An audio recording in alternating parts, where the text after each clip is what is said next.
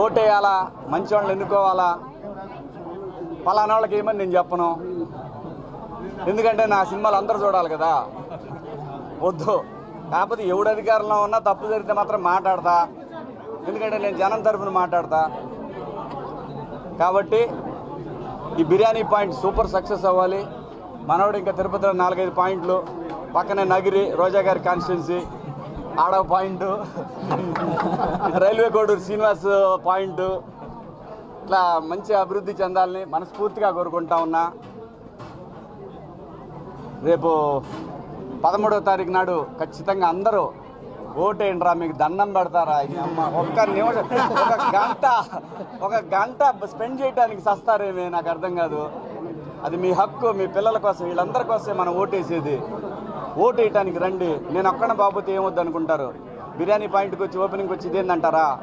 ఇది ఎంత ముఖ్యమో అది కూడా అంతే ముఖ్యం, అర్థం చేసుకోండి. ఈ తరం పిల్లల కోసం మనందరం ఇక్కడ ఇప్పుడు ఉందే. అట్లానే ఈ వ్యాపారం Chickpet Donne biryani super duper hit అవ్వాలి, బాహుబలి అంత హిట్ అవ్వాలి ఈ ఊళ్ళో. సో మనోడు ఇలాంటి పాయింట్లు ఇంకా పెట్టాలని, దినదిన అభివృద్ధి జరగాల. పెద్ద ఆయన ఉన్నాడు, పైనుంచి చూస్తున్నాడు. సో బాగుంటుంది. ఆల్ ది బెస్ట్ అమ్మా, all the best. Thank you. Media నాకొద్దు, పాలిటిక్స్ నాకొద్దు. నేను మాట్లాడతా, నా ఛానల్ నేను మాట్లాడతాగా. నేను ఎవరిని పొగడిని, ఎవరిని తిట్టినాయా, తప్పు చేసినాడు ఎవడైనా సరే నాకు అనవసరం.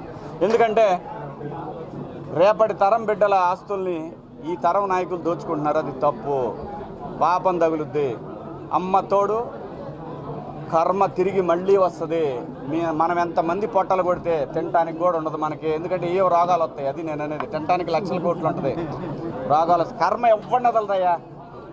ఇవాళ మనం జనాన్ని మోసం చేసి తింటున్నాము, అబ్బా భలే మాయ చేసాం అనుకుంటున్నారేమో. పెద్ద ఆయన అందరి దోలా తీర్చేస్తాడు ఎక్కడో పాయింట్లో. ఆయన పాయింట్లు ఆయనకు ఉంటాయి. ఆ పాయింట్కి వచ్చిన తర్వాత ఎత్తపోతాడు, అంతకన్నా ఏముండదు.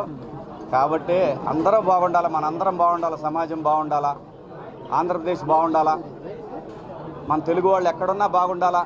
ఎక్కడెక్కడి నుంచో పెద్ద ఆయన దగ్గరికి వస్తారు కదా, ఓటేయడానికి కూడా రండి అయ్యా. మీ అందరికీ దండం పెట్టి చెబుతున్నాను, ఓటేయడానికి రండి. మీరు ఎవరికైనా వేసుకోండి, నాకు అనవసరం. మంచి నాయకుల్ని ఎన్నుకోండి. ఎవడు అధికారంలోకి వచ్చినా నేనైతే మాట్లాడతా, మొహమాటం ఏం లేదు, మనాతనం ఏం లేదు. జనం తర్వాత ఎవడైనా మనకే. మంచి వాళ్ళని ఎన్నుకోండి దయచేసి. 13వ తారీఖు ఓటేయండి. ఓటేసి వచ్చి బిర్యానీ తినండి మా వాడిది. Okay, thank you. ఎవడు తెలుసు, పబ్లిక్ ఎవడు మాట్లాడేవాడు లేడు. ఇవాళ ఎవడు మాట్లాడే పరిస్థితి లేదు, అందరికీ భయపడుతున్నారు. ఏ పార్టీ ఉన్నా భయపడుతున్నారు.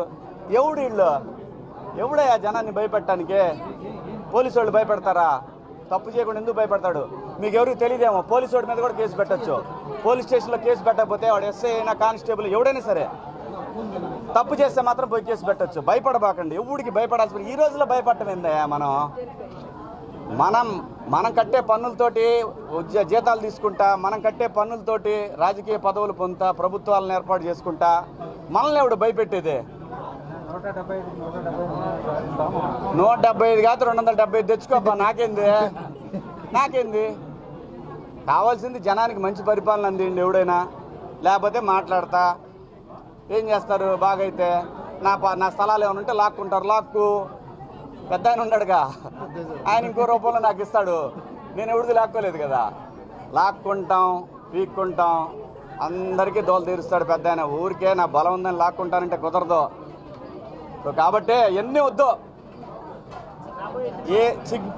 మనోడు చిక్పేట బిర్యానీ తినండి. మనోడు ఆ రోజు 9ంటికి ఓపెన్ చేయమని చెప్పా. తినిపోయి ఒకటేంటి, లేదంటే వచ్చి ఒకటేసి వచ్చి తినండి. 100% సినిమా ఉందండి. ఒక సినిమా విలన్గా చేస్తూ ఉన్నాను. 2-3 రోజుల్లో బయటకు వచ్చింది అది. దాని తర్వాత హీరోగా సినిమా చేస్తూ ఉన్నాను.